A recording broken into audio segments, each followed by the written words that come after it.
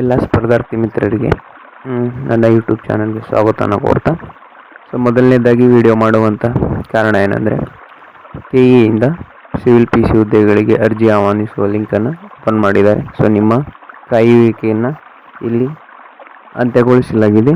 So ಸತತ 3 ವರ್ಷಗಳ ನಂತರ ಸಿವಿಲ್ PC ಹುದ್ದೆಗಳ ನೋಟಿಫಿಕೇಶನ್ ಅವರು ಬಿದ್ದಿದ್ದು, ಸೊ ಅದರ ಲಿಂಕನ್ನು ಇವತ್ತು ಓಪನ್ ಮಾಡಿದ್ದಾರೆ. ಸೊ ಅದನ್ನು ಹೇಗೆ ಮೊಬೈಲಲ್ಲೇ ಅರ್ಜಿಯನ್ನು ಹಾಕಬೇಕು ಅನ್ನೋದನ್ನು ಈ ವಿಡಿಯೋದಲ್ಲಿ ಸವಿಸ್ತಾರವಾಗಿ ಸ್ಟೆಪ್ ಬೈ ಸ್ಟೆಪ್ ಗೈಡ್ ಮಾಡಿದ್ದೀನಿ. ಸೊ ಸ್ಕಿಪ್ ಮಾಡದೆ ಪೂರ್ತಿ ವಿಡಿಯೋವನ್ನು ನೋಡಿ ಅಂತ ಹೇಳ್ತಾ, ಸೊ ಒಂದು ಕನಸನ್ನು ಕಾಣೋದು ದೊಡ್ಡದಲ್ಲ, ಆ ಕನಸಿಗೋಸ್ಕರ ಶ್ರಮಿಸೋದು ದೊಡ್ಡದನ್ನೋದನ್ನು ಹೇಳ್ತಾ, ಸೊ ಆ ಶ್ರಮ ನಿಮ್ಮದಾಗಲಿ, ಖಾಕಿ ಬಟ್ಟೆ ನಿಮ್ಮದಾಗಲಿ ಅನ್ನೋದರ ಮೂಲಕ ಈ ವಿಡಿಯೋನ ಸ್ಟಾರ್ಟ್ ಮಾಡ್ತೇನೆ, ಬನ್ನಿ.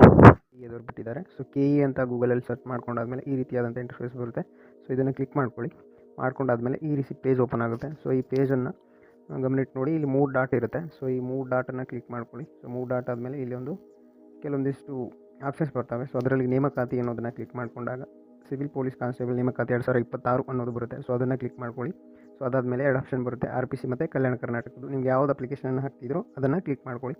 ಸೊ ಕ್ಲಿಕ್ ಮಾಡ್ಕೊಂಡಾದಮೇಲೆ ಆನ್ಲೈನ್ ಅರ್ಜಿ ಸಲ್ಲಿಕೆ ಲಿಂಕ್ ಮತ್ತು ಕೆಳಗಡೆ ವರ್ಗೀಕರಣ ಕೊಟ್ಟಿದ್ದಾರೆ, ಮೀಸಲಾತಿ ಪ್ರಮಾಣಪತ್ರ ನಮೂನೆ ಕೊಟ್ಟಿದ್ದಾರೆ. ಸೊ ಸಿವಿಲ್ ಕಾನ್ಸ್ಟೇಬಲ್ ವಿವರವಾದ ಅರ್ಜಿ ಸೂಚನೆಯನ್ನು ಕೊಟ್ಟಿದ್ದಾರೆ. ಇವುಗಳನ್ನೆಲ್ಲ ಒಮ್ಮೆ ನೋಡಿಕೊಂಡು ಅರ್ಜಿಯನ್ನು ಸಲ್ಲಿಸಿ. ನಿಮ್ಮ ಕ್ಯಾಸ್ಟ್ಗೆ ಅಥವಾ ಯಾವ್ಯಾವ ಸಿಟಿಗೆ ಎಷ್ಟೆಷ್ಟು ಇದ್ದಾವೆ ಅನ್ನೋದನ್ನು ಒಂದ್ಸಲ ನೋಡಿಬಿಟ್ಟು ಅದನ್ನು ಅರ್ಜಿ ಸಲ್ಲಿಸುವಂಥ ಕೆಲಸನ ಮಾಡಿ. ನಾನು ಮೊದಲೇ ಒಂದು ವಿಡಿಯೋನ ಮಾಡಿದ್ದೀನಿ, ಡೀಟೇಲ್ ನೋಟಿಫಿಕೇಷನನ್ನು ಡೀಟೇಲಾಗಿ ಹೇಳಿರುವಂಥದ್ದನ್ನು, ಅದನ್ನು ಒಂದ್ಸಲ ನೋಡ್ಕೊಳ್ಳಿ. ಸೊ ಆನ್ಲೈನ್ ಅರ್ಜಿ ಸಲ್ಲಿಕೆ ಲಿಂಕನ್ನು ಕ್ಲಿಕ್ ಮಾಡಾದಮೇಲೆ ಸೊ ಈ ರೀತಿಯಾದಂಥ ಒಂದು ಇಂಟರ್ಫೇಸ್ ಬರುತ್ತೆ. ಸೊ ಇಂಟರ್ಫೇಸಲ್ಲಿ 5 ಹಂತಗಳನ್ನು ಕೊಟ್ಟಿರ್ತಾರೆ. ಸೊ ಮೊದಲನೇದು ನೋಡ್ಕೊಳ್ಳಿ. ಮೊದಲನೇದು ಬಂದುಬಿಟ್ಟು ಕರ್ನಾಟಕ ರಾಜ್ಯ ಪೊಲೀಸ್ ಹುದ್ದೆಗೆ ಅರ್ಜಿ ಸಲ್ಲಿಸಿ ಅಂತ ಇದೆ. ಎರಡನೇದು ಭಾವಚಿತ್ರ ಸಹಿ ಅಪ್ಲೋಡ್ ಮಾಡಿ ಅಂತ ಇದೆ. ಸೊ ನೆಕ್ಸ್ಟ್ ಬಂದಾಗ ಶುಲ್ಕ ಪಾವತಿ ಇದೆ. ಸೊ ನೆಕ್ಸ್ಟ್ ಪಾವತಿ ಮಾಡಿದ ಶುಲ್ಕದ ಸ್ಥಿತಿಯನ್ನು ತಿಳಿಯೋದು. ನೆಕ್ಸ್ಟ್ ಪ್ರಿಂಟ್ ಅಪ್ಲಿಕೇಶನ್ ಅಂತ ಇದೆ. ಸೊ ಮೊದಲಿಗೆ ಅರ್ಜಿಯನ್ನು ಸಲ್ಲಿಸಿ ಅಂತ ಇರೋದನ್ನು ಕ್ಲಿಕ್ ಮಾಡ್ಕೊಳ್ಳಿ. ಸೊ ಕ್ಲಿಕ್ ಮಾಡ್ಕೊಂಡಾದಮೇಲೆ ಈ ರೀತಿಯಾದಂಥ ಇಂಟರ್ಫೇಸ್ ಬರುತ್ತೆ. ಸೊ ಈ ಇಂಟರ್ಫೇಸಲ್ಲಿ ನಿಮ್ಮ 10th ಅಪ್ಲಿಕೇಶನ್ ನಂಬರನ್ನು ಇಲ್ಲಿ ಕ್ಲಿಕ್ ಮಾಡಬೇಕು ನೀವು. ಆಮೇಲೆ ಬೋರ್ಡ್ ಯಾವುದಿದೆಯೋ ಅದನ್ನು ಸೆಲೆಕ್ಟ್ ಮಾಡ್ಕೊಳ್ಬೇಕು. ಸೆಲೆಕ್ಟ್ ಮಾಡ್ಕೊಂಡಾದ್ಮೇಲೆ ಸಬ್ಮಿಟ್ ಬಟನನ್ನು ಕ್ಲಿಕ್ ಮಾಡಿ. ಸೆಲೆಕ್ಟ್ ಮಾಡ್ಕೊಂಡಾದ್ಮೇಲೆ ಸಬ್ಮಿಟ್ ಬಟನನ್ನು ಕ್ಲಿಕ್ ಮಾಡಿ. ಇಲ್ಲಿ ನನ್ನ ನಂಬರನ್ನು ಹಾಕ್ತೀನಿ. ಹಾಕಿದರೆ ಅದು ಯೂಟ್ಯೂಬಲ್ಲಿ ವೀಡಿಯೋ ರಿಮೂವ್ ಮಾಡ್ತಾರೆ. ಸೊ ಹಾಗಾಗಿ ನೀವು ಇಲ್ಲಿ ಹಾಕ್ಕೊಳ್ಳಿ. ನಾನು ಅದನ್ನು ಕಾಣದೇ ಇರೋ ಥರ ಹಾಕ್ಕೋತೀನಿ. ಸೊ ಮೇಲ್ಗಡೆ ನಿಮ್ಮ SLC ನಂಬರನ್ನು ಹಾಕ್ಕೊಂಡಾದ್ಮೇಲೆ ಕೆಳಗಡೆ ಬೋರ್ಡನ್ನು ಸೆಲೆಕ್ಟ್ ಮಾಡ್ಕೊಳ್ಳಿ. ಸ್ಟೇಟ್ ಬೋರ್ಡ್ ಅಂತ ಇರುತ್ತೆ SLCದು. ಸೊ ಅದಾದಮೇಲೆ ಈ ಕ್ಯಾಪ್ಷನ್ ಹಾಕಿಬಿಟ್ಟು ಸಬ್ಮಿಟನ್ನು ಕೊಡಿ. ಸಬ್ಮಿಟ್ ಕೊಟ್ಟಾದಮೇಲೆ ಈ ರೀತಿ ಬರುತ್ತೆ. ಸೊ ಈ ರೀತಿ ಬಂದಾಗ ಬೈ ಕ್ಲಿಕ್ಕಿಂಗ್ ಪ್ರೊಸೀಡ್ ಅಂತ ಇದೆ ನೋಡಿ, ಇದು ನೀವು ಎಲ್ಲ ಇದನ್ನು ಒಪ್ಕೊಂಡು ಪ್ರೊಸೀಡ್ ಕೊಡ್ಲಿಕ್ಕೆ ರೆಡಿ ಇದ್ದೀನಿ ಅನ್ನೋದನ್ನು ಕೇಳ್ತಾ ಇದೆ. ಸೊ ಪ್ರೊಸೀಡ್ ಕೊಡಿ. ಪ್ರೊಸೀಡ್ ಕೊಟ್ಟಾದಮೇಲೆ ಈ ರೀತಿ ಬರುತ್ತೆ. ಈ ರೀತಿ ಬಂದಾಗ ಇಲ್ಲಿ ನೀವೇನು ಮಾಡಬೇಕು, ನಿಮ್ಮ ಆಧಾರ್ ಕಾರ್ಡನ್ನು KYC ಸರ್ವಿಸನ್ನು ಮಾಡಿದ್ದಾರೆ ಇಲ್ಲಿ. ಸೊ ಪರೀಕ್ಷೆಯಲ್ಲಿ ನಡೆಯುವಂಥ ಗೋಲ್ಮಾಲ್ಗಳನ್ನು ತಡೀಲಿಕ್ಕೆ ಅಥವಾ ಬೇರೆ ಅಭ್ಯರ್ಥಿಗಳೆಲ್ಲ ಎಕ್ಸಾಮನ್ನು ಬರೆಯುವಂಥ ಕೆಲಸನ ಮಾಡ್ತಿರ್ತಾರೆ. ಸೊ ಅದನ್ನೆಲ್ಲ ತಡೀಲಿಕ್ಕೆ ಈ ರೀತಿ KYC ಸರ್ವಿಸನ್ನು ಮಾಡಿದ್ದಾರೆ ಅನಿಸುತ್ತೆ. ಸೊ ಇಲ್ಲಿ ನೀವು ಆಧಾರ್ ಕಾರ್ಡನ್ನು ಹಾಕ್ಕೊಳ್ಳಿ. ಸೊ ಆಧಾರ್ ಕಾರ್ಡ್ ನಂಬರನ್ನು ಹಾಕ್ಕೊಳ್ಳಿ. ಸೊ ಆಧಾರ್ ಕಾರ್ಡ್ ನಂಬರ್ ಹಾಕ್ಕೊಂಡಾಗ ಆಧಾರ್ ಕಾರ್ಡ್ ನಂಬರನ್ನು ಹಾಕ್ಕೊಳ್ಳಿ. ಸೊ ಆಧಾರ್ ಕಾರ್ಡ್ ನಂಬರನ್ನು ಹಾಕ್ಕೊಂಡು ಕೆಳಗಡೆ ಏನು ಕೊಟ್ಟಿದ್ದಾರೆ, ಇದನ್ನು OTP ಬಯೋಮೆಟ್ರಿಕ್ ನೋಂದಣಿ ಮೂಲಕ KYCಯನ್ನು ಮಾಡ್ಕೊಳ್ತೀನಿ, ಎಲ್ಲವನ್ನು ಅಗ್ರಿ ಮಾಡಿದ್ದೀನಿ ಅನ್ನೋದನ್ನು ಹೇಳ್ತಿದ್ದಾರೆ. ಸೊ ಯಾವ ರೀತಿಯಾಗಿ ನೀವು KYCಯನ್ನು ಮಾಡ್ತೀರಾ, OTP, face capture, fingerprint ಅಥವಾ ಐರಿಸ್ ಕ್ಯಾಪ್ಚರ್ ಅಂದರೆ ಕಣ್ಣಿನಿಂದ ಅಂತ ಕೇಳ್ತಿದ್ದಾರೆ. ಸೊ OTP ಅಂತ ಕ್ಲಿಕ್ ಮಾಡ್ಕೊಳ್ಳಿ. ಸೊ OTP ಅಂತ ಕ್ಲಿಕ್ ಮಾಡ್ಕೊಂಡಾದ್ಮೇಲೆ ಸೊ OTP ಪಡೆಯಿರಿ ಅಥವಾ ಜನರೇಟ್ ಮಾಡಿರಿ ಅಂತ ಇದೆ ನೋಡಿ, ಅದನ್ನು ಕ್ಲಿಕ್ ಮಾಡ್ಕೊಳ್ಳಿ. ಕ್ಲಿಕ್ ಮಾಡ್ಕೊಂಡಾದ್ಮೇಲೆ OTP ಸಕ್ಸಸ್ಫುಲಿ ಕಳಿಸಲಾಗಿದೆ ಅನ್ನೋದನ್ನು ಬರುತ್ತೆ. ಸೊ ಓಕೆ ಮಾಡ್ಕೊಳ್ಳಿ. ಸೊ ಓಕೆ ಮಾಡ್ಕೊಂಡಾದ್ಮೇಲೆ ಕೆಳಗಡೆ ನಿಮ್ಮ OTPಯನ್ನು ಹಾಕುವಂಥ ಕೆಲಸವನ್ನು ಮಾಡಿರಿ. ಸೊ ಹಾಕಿಬಿಟ್ಟು ಸಲ್ಲಿಸಿ ಅಂತ ಇದೆ. ಸೊ ಇದನ್ನು ಕ್ಲಿಕ್ ಮಾಡಿ.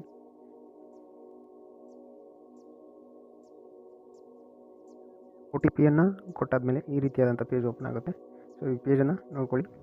ಇಲ್ಲಿ ಕೊಟ್ಟಿದ್ದಾರೆ ಅವರು ಮೊದಲಿಗೆ ಅಪ್ಲಿಕೇಶನ್ ಹಾಕುವಾಗ ಈ ರೀತಿಯಾದಂಥ ಸಂಖ್ಯೆಗಳನ್ನು ನೀವು ಬಳಸೋ ಹಾಗಿಲ್ಲ ಅನ್ನೋದನ್ನು ಇಲ್ಲಿ ಹೇಳಿದ್ದಾರೆ. ಸೊ ಕೆಳಗಡೆ ಬಂದಾಗ ನೀವು ಆಲ್ರೆಡಿ ಬಯೋಮೆಟ್ರಿಕನ್ನು ಮಾಡಿರ್ತೀವಿ, ಇದು KYCನ ಮಾಡಿರೋದ್ರಿಂದ ನಿಮ್ಮ ಹೆಸರು ಮತ್ತು ಡೇಟ್ ಆಫ್ ಬರ್ತ್ ಇಲ್ಲಿ ಬಂದಿರುತ್ತೆ. ಸೊ ಕೆಳಗಡೆ ಹುದ್ದೆಯನ್ನು ಆಯ್ಕೆ ಮಾಡಿ ಅಂತ ಇದೆ ನೋಡಿ, ಸಿವಿಲ್ ಪೊಲೀಸ್ ಕಾನ್ಸ್ಟೇಬಲನ್ನು ಹಾಕ್ಕೊಳ್ಳಿ. ನೆಕ್ಸ್ಟ್ ಅರ್ಜಿ ಸಲ್ಲಿಸುವ ಆಯುಕ್ತಾಲಯ ಅಥವಾ ಜಿಲ್ಲೆಯನ್ನು ಆಯ್ಕೆ ಮಾಡಿ ಅಂತ ಇದೆ. ಸೊ ಜಿಲ್ಲೆ ಅಂತ ಬಂದಾಗ ನಾನಿಲ್ಲಿ ಬೆಂಗಳೂರು ಸಿಟಿಯನ್ನು ಮಾಡ್ತಿದ್ದೀನಿ. ಸೊ ನಿಮ್ಗೆ ಯಾವುದನ್ನು ಹಾಕೋದಿದ್ದೀನೋ ಅದನ್ನು ಹಾಕ್ಕೊಳ್ಳಿ. ಸೊ ನೆಕ್ಸ್ಟ್ ಬಂದಾಗ ನಿಮ್ಮ ಹೆಸರು, ತಂದೆ ತಾಯಿ ಹೆಸರು ಎಲ್ಲ ಇಲ್ಲಿ ಬಂದುಬಿಟ್ಟಿದೆ. ಸೊ ನೆಕ್ಸ್ಟು ಕೆಳಗಡೆ ನಿಮ್ಮ ಕ್ಯಾಸ್ಟನ್ನು ಜೆಂಡರನ್ನು ಆಯ್ಕೆ ಮಾಡ್ಕೊಳ್ಳಿ. ಮೊದಲು ಮೇಲ್ ಅಂತ ಇದೆ ನೋಡಿ, ಅದನ್ನು ಮಾಡ್ಕೊಂಡ್ಬೇಡಿ. ಸೊ ಆಮೇಲೆ ಬಂದಾಗ ನಿಮ್ಮ ರಿಸರ್ವೇಷನ್ ಯಾವುದಿದೆಯೋ ಅದನ್ನು ಕೇಳ್ತಿದ್ದಾರೆ ಇಲ್ಲಿ. ಸೊ ರಿಸರ್ವೇಷನಲ್ಲಿ ನಿಮ್ಮದು 2A 2B ಜನರಲ್ ಯಾವುದಿದೆಯೋ ಅದನ್ನು ಹಾಕ್ಕೊಳ್ಳಿ. SCಯಲ್ಲಿ ಯಾವುದರಲ್ಲಿದೆಯೋ ಅದನ್ನು ಹಾಕ್ಕೊಳ್ಳಿ. ಸೊ ಹಾಕೊಂಡಾದ್ಮೇಲೆ ಇಲ್ಲಿ ಗ್ರೂಪ್ ಎಸ್ ಸಿ ಅವರಿದ್ದರೆ group A, group B, group C ಅಂತ ಕೊಟ್ಟಿದ್ದಾರೆ. ಇಂಟರ್ನಲ್ ರಿಸರ್ವೇಷನ್ ಆದಮೇಲೆ ಈ ರೀತಿಯಾದಂಥ ಒಂದು ಆಪ್ಷನ್ ಬರುತ್ತೆ. ಸೊ ನಿಮ್ದು ಯಾವುದಿದೆಯೋ ಅದನ್ನು ಹಾಕ್ಕೊಳ್ಳಿ. ನೆಕ್ಸ್ಟ್ ಬಂದಾಗ ಎಂಟರ್ ಯುವರ್ ಕಾಸ್ಟ್ ನಂಬರ್ ಅಂತ ಇದೆ. ಸೊ ಕಾಸ್ಟ್ ಐ ಡಿಯನ್ನು ಇಲ್ಲಿ ಹೊಡೀರಿ.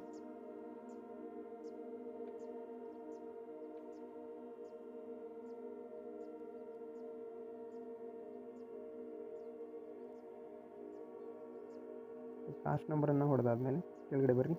ಇಮೇಜನ್ನು ತೋರಿಸುತ್ತೆ. ನಿಮ್ಮ ಡೇಟ್ ಆಫ್ ಬರ್ತ್ ಆಲ್ರೆಡಿ ಬಂದಿರುತ್ತೆ ಇಲ್ಲಿ. ಸೊ ನಿಮ್ಮ ಅಡ್ರೆಸ್ಸನ್ನು ಇಲ್ಲಿ ಹಾಕುವಂಥ ಕೆಲಸವನ್ನು ಮಾಡಿ. ಸೊ ಅಡ್ರೆಸ್ಸನ್ನು ನಾನು ಇಲ್ಲಿ ವೀಡಿಯೋದಲ್ಲಿ ಏನಾದರೂ ಹಾಕಿದರೆ ಯೂಟ್ಯೂಬಲ್ಲಿ ಅಪ್ಲೋಡ್ ಆಗೋದಿಲ್ಲ. ಸೊ ನಿಮ್ಮದು ಅಡ್ರೆಸ್ ಏನಿದೆ ಅದನ್ನು ಇಲ್ಲಿ ಹಾಕ್ಕೊಳ್ಳಿ. ಆ್ಯಡ್ ಟು ನಿಮ್ಮದು ಬೀದಿ ಬಂದುಬಿಟ್ಟು ನಿಯರ್ ಬೈ ಯಾವುದಿದೆ ಸೊ ಅದನ್ನೆಲ್ಲ ಹಾಕ್ಕೊಂಡಾದ್ಮೇಲೆ ಕೆಳಗಡೆ ಏನನ್ನು ತುಂಬಬೇಕು ಅನ್ನೋದನ್ನು ಹೇಳ್ತೀನಿ. ಸೊ ಕೆಳಗಡೆ ರಾಜ್ಯ ಅವೆಲ್ಲವನ್ನು ತುಂಬ್ಕೊಳ್ಳಿ. ಸೊ ನಿಮ್ಮ ಅಡ್ರೆಸ್ಸನ್ನು ಹಾಕ್ಕೊಂಡಾದ್ಮೇಲೆ ನೀವೇನು ಮಾಡಬೇಕು, ಕೆಳಗಡೆ ನಿಮ್ಮ ರಾಜ್ಯವನ್ನು ಸೆಲೆಕ್ಟ್ ಮಾಡ್ಕೊಳ್ಳಿ. ಸೊ ರಾಜ್ಯ ಬಂದುಬಿಟ್ಟು ಕನ್ನಡಿಗರು ನಾವು. ಸೊ ಕರ್ನಾಟಕವನ್ನು ಸೆಲೆಕ್ಟ್ ಮಾಡ್ಕೊಳ್ಳಿ. ಕರ್ನಾಟಕವನ್ನು ಸೆಲೆಕ್ಟ್ ಮಾಡ್ಕೊಂಡಾದ್ಮೇಲೆ ನಿಮ್ಮ ಡಿಸ್ಟಿಕನ್ನು ಸೆಲೆಕ್ಟ್ ಮಾಡ್ಕೊಳ್ಳಿ. ಸೊ ಡಿಸ್ಟಿಕನ್ನು ಸೆಲೆಕ್ಟ್ ಮಾಡ್ಕೊಂಡಾದ್ಮೇಲೆ ನಿಮ್ಮ ತಾಲೂಕನ್ನು ಸೆಲೆಕ್ಟ್ ಮಾಡ್ಕೊಳ್ಳಿ.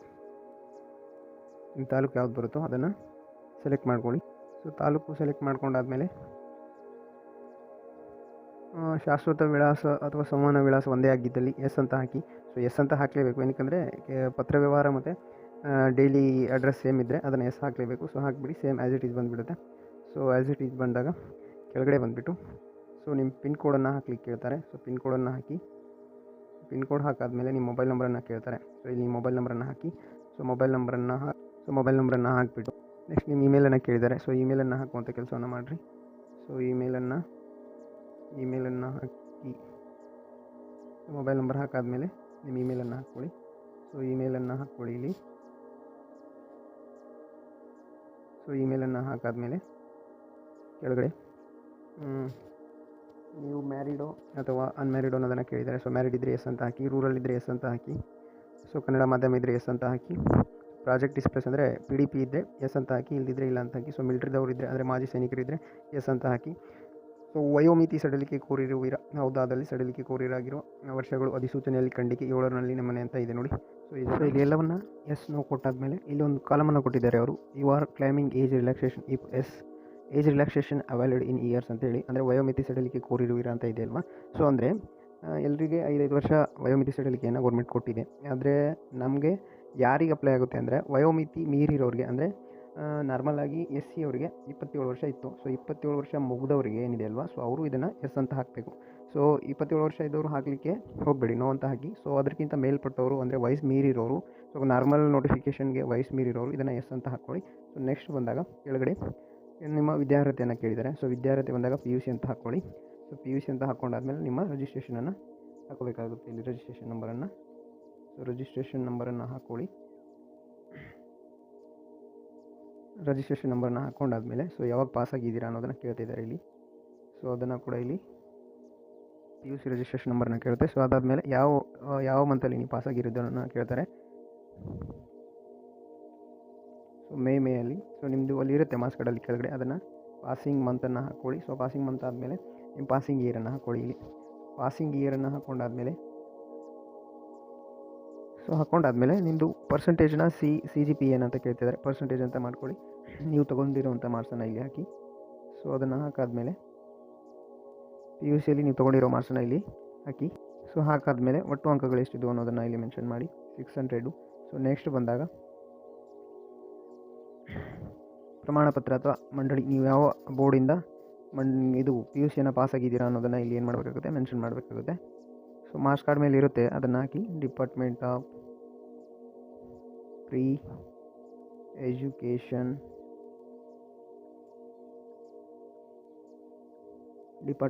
ಎಜುಕೇಷನ್ ಅಂತ ಹಾಕ್ಕೊಳ್ಳಿ. ಹಾಕ್ಕೊಂಡಾದ್ಮೇಲೆ ಕೆಳಗಡೆ ಬನ್ನಿ. Are you state or central government, ನೀವು ಆಲ್ರೆಡಿ ನೌಕರಿಯನ್ನು ಮಾಡ್ತೀರಾ ಅಂತ ಕೇಳ್ತಿದ್ದಾರೆ, ಇಲ್ಲ ಅಂತ ಹಾಕಿ, ಇದ್ದರೆ ಹೌದು ಅಂತ ಹಾಕಿ. ಸೊ ನೆಕ್ಸ್ಟ್ ಬಂದಾಗ are you claiming in service, so in ಸರ್ವಿಸ್ದವ್ರು ಇದ್ದರೆ ಎಸ್ ಅಂತ ಹಾಕಿ, ಇಲ್ಲಾಂದರೆ ಇಲ್ಲ ಅಂತ ಹಾಕಿ. Are you forest area tribal, ಅಂದರೆ ಬುಡಕಟ್ಟು ಜನಾಂಗದವ್ರು ಇದ್ದರೆ ಎಸ್ ಅಂತ ಹಾಕಿ, ಇಲ್ಲಾಂದರೆ ಇಲ್ಲ ಅಂತ ಹಾಕಿ. ಸೊ ಹೈಟನ್ನು ಕೇಳ್ತಿದ್ದಾರೆ ಇಲ್ಲಿ. ಸೊ ಹೈಟನ್ನು ಹಾಕುವಂಥ ಕೆಲಸನ ಮಾಡಿ. 168 ಮಿನಿಮಮ್ ಇದೆ. ಸೊ ಅದಕ್ಕಿಂತ ಮೇಲಿದ್ದವರು ಅದಕ್ಕಿಂತ ಮೇಲೆ ಹಾಕ್ಕೊಳ್ಳಿ. ಸೊ ನಿಮ್ಮ ಚೆಸ್ಟನ್ನು ಕೇಳ್ತಾರೆ, ಚೆಸ್ಟನ್ನು ಹಾಕ್ಕೊಳ್ಳಿ. ಸೊ 83, 85 ಸಮಥಿಂಗ್ ಇರಬೇಕು ಮಿನಿಮಮು. ಸೊ ಮ್ಯಾಕ್ಸಿಮಮ್ ಎಷ್ಟಿದ್ರೂ ಪರವಾಗಿಲ್ಲ. So have you passed Kannada subject ಅಂದರೆ ಇಲ್ಲಿ ಕೇಳ್ತಿದ್ದಾರೆ ನೋಡಿ, ಕಡ್ಡಾಯ ಕನ್ನಡದಿಂದ ವಿನಾಯಿತಿ ಕೊಡಲಿಕ್ಕೆ. ಸೊ SLC ಅಥವಾ PUCಯಲ್ಲಿ ನೀವು ಕನ್ನಡವನ್ನು ಮೊದಲನೇ ಭಾಷೆ ಅಥವಾ ದ್ವಿತೀಯ ಭಾಷೆಯಾಗಿ ಓದಿದರೆ ಕಡ್ಡಾಯ ಕನ್ನಡ ಬರುವಂತ ಇಲ್ಲ. ಸೊ ಓದಿದರೆ ಎಸ್ ಅಂತ ಹಾಕ್ಕೊಳ್ಳಿ, ಇಲ್ಲಾಂದರೆ ಇಲ್ಲ ಅಂತ ಹಾಕ್ಕೊಳ್ಳಿ.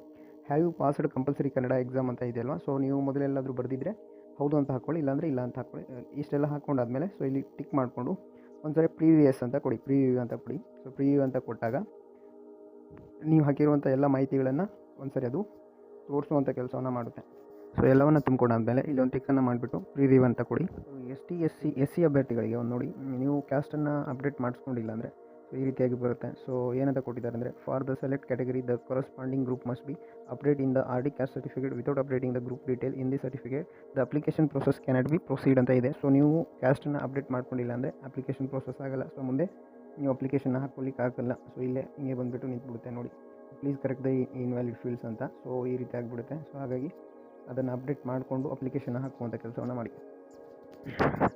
ಸೊ ಅದನ್ನು ಹಾಕ್ಕೊಂಡಾದ್ಮೇಲೆ ಪ್ರಿವ್ಯೂ ಬಟನನ್ನು ಕ್ಲಿಕ್ ಮಾಡಾದಮೇಲೆ ಸೊ 750 ಜನರಲ್ ಕ್ಯಾಟಗರಿ ಅವ್ರಿಗೆ ತೋರಿಸುತ್ತೆ. ಸೊ ಇಷ್ಟನ್ನು ತೋರಿಸಿದಾಗ ನೀವೇನು ಮಾಡಬೇಕು, 750 ಅವ್ರವ್ರ ಕ್ಯಾಟಗರಿ ವೈಸು ಇಲ್ಲಿ ಅಮೌಂಟ್ ತೋರಿಸುತ್ತೆ. ಇಲ್ಲಿ ಪಕ್ಕದಲ್ಲಿರುವಂಥ ಕ್ಯಾಪ್ಚಾವನ್ನು ಹಾಕ್ಕೊಳ್ಳಿ.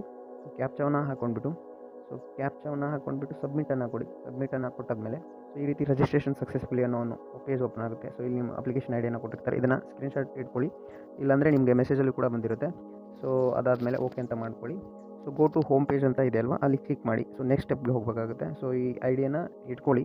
ಸೊ ನೆಕ್ಸ್ಟ್ ಸ್ಟೆಪ್ ಏನಪ್ಪ ಅಂದರೆ, ಅಪ್ಲೋಡ್ ಯುವರ್ ಫೋಟೋಸ್ ಮತ್ತು ಸಿಗ್ನೇಚರ್ ಅಂತ ಇದೆ ಅಲ್ವಾ. ಸೊ ಅದನ್ನು ಕ್ಲಿಕ್ ಮಾಡಿ. ಸೊ ಕ್ಲಿಕ್ ಮಾಡಿದಾಗ ಇಲ್ಲಿ ಈ ರೀತಿ ಬರುತ್ತೆ. ಇಲ್ಲಿ ನಿಮ್ಮ ಅಪ್ಲಿಕೇಶನ್ ಆವಾಗಲೇ ತೋರಿಸಿತ್ತಲ್ವ, ಆ ಅಪ್ಲಿಕೇಶನ್ ID ಮತ್ತು ಕೆಳಗಡೆ ನಿಮ್ಮ ಡೇಟ್ ಆಫ್ ಬರ್ತನ್ನು ಹಾಕ್ಕೊಂಡು ಅದ್ರ ಕೆಳಗಡೆ ಕ್ಯಾಪ್ಚಾವನ್ನು ಕ್ಯಾಪ್ಚಾವನ್ನು ಹಾಕ್ಕೊಳ್ಳಿ. ಕ್ಯಾಪ್ಚಾನ ಹಾಕ್ಕೊಂಡು ಕೊಟ್ಟಾದಮೇಲೆ ಇಲ್ಲಿ ಬರುತ್ತೆ. ಸೊ ಅಪ್ಲಿಕೇಶನ್ ID, ನಿಮ್ಮ ಡೇಟ್ ಆಫ್ ಬರ್ತು ಇದೆಲ್ಲ ಬಂದಾದಮೇಲೆ ಚೂಸ್ ಫೈಲ್ ಅಂತ ಇದೆ ನೋಡಿ, ಫಸ್ಟು ಫೋಟೋವನ್ನು ಹಾಕ್ಕೊಳ್ಳಿ. ಸೊ ಇಲ್ಲಿ ಅದರ ಸೈಜ್ ಏನಿದೆ ಅಂದರೆ 100 KB ಮ್ಯಾಕ್ಸಿಮಮ್ ಕೊಟ್ಟಿದ್ದಾರೆ. ಸೊ ಅದನ್ನು ಕಟ್ ಮಾಡ್ಕೊಳ್ಳಿ, ಯಾವುದಾದ್ರೂ ಆ್ಯಪನ್ನು ಯೂಸ್ ಮಾಡಿ. ಪಿಕ್ಸಾರ್ಟ್ ಅಂತ ಇದೆ, ಅದನ್ನು ಕಟ್ ಮಾಡ್ಕೊಳ್ಳಿ. ಸೊ ಅದನ್ನು ಹೇಳಿದ್ದೀನಿ ಹಿಂದ್ಗಡೆ ವಿಡಿಯೋಲಿ. ಸೊ ಇದನ್ನು ಏನು ಮಾಡಿ, ನೆಕ್ಸ್ಟು ಸಿಗ್ನೇಚರ್ ಅಂತ ಐತಿಲ್ವಾ, ಸೊ ಇದನ್ನು ಚೂಸ್ ಫೈಲ್ ಅಂತ ಮಾಡಿ. ಸೊ ನೀವು ಕಟ್ ಮಾಡಿರೋಂಥ ಫೋಟೋನ ಇಲ್ಲಿ ಅಪ್ಲೋಡ್ ಮಾಡಿ ಸೇವನ್ನು ಕೊಡಿ. ಸೊ ಎರಡು ಅಪ್ಲೋಡ್ ಆದಮೇಲೆ ಸೊ ಇಲ್ಲಿ ತೋರಿಸುತ್ತೆ ನೀವು ಏನನ್ನು ಅಪ್ಲೋಡ್ ಮಾಡಿದ್ದೀರಾ ಅನ್ನೋದನ್ನು. ಸೊ ಇಲ್ಲಿ ಈ ರೀತಿ ಬರುತ್ತೆ. ಸೊ ಅದನ್ನು ನೋಡಿಬಿಟ್ಟು ಸೇವ್ ಅಂತ ಕೊಡಿ. ಸೇವ್ ಅಂತ ಕೊಟ್ಟಾದ್ಮೇಲೆ ಸೊ ಹೋಮ್ ಪೇಜಿಗೆ ಕರ್ಕೊಂಡು ಹೋಗುತ್ತೆ. Photo and signature upload successfully ಅನ್ನೋದನ್ನು ತೋರಿಸುತ್ತೆ.